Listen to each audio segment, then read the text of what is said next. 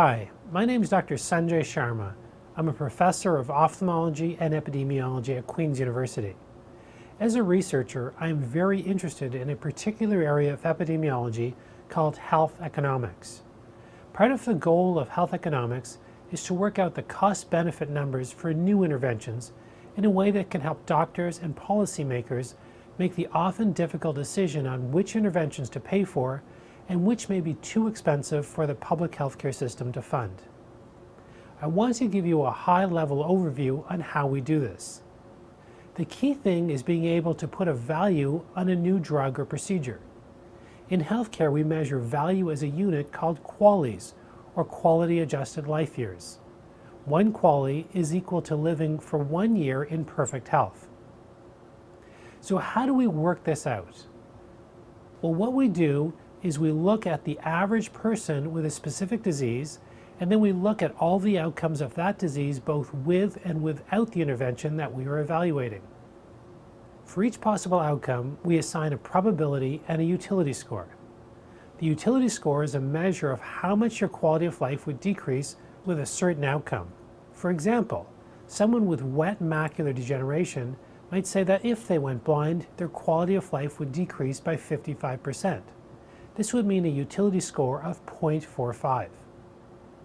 Using a mathematical model called a Markov model, we combine the utility scores and probabilities and other factors to determine the average benefit to someone with the disease who takes the drug which we are evaluating.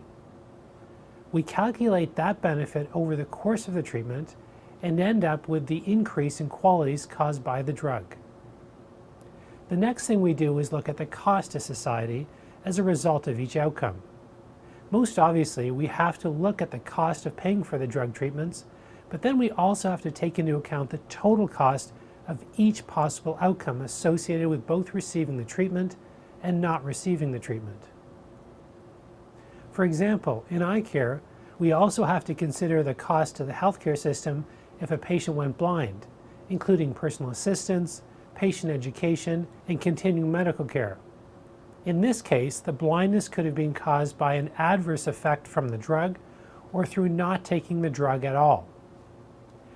Once we have determined the cost, we can then calculate the cost per QALY, or how much does it cost us to gain the equivalent of a year in perfect health for a patient.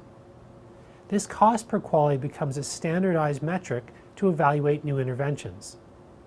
The typical scenario is that a new intervention provides an improvement in either the length or quality of life, but costs money. Then health economists and doctors argue it out as to whether the government should pay for the intervention.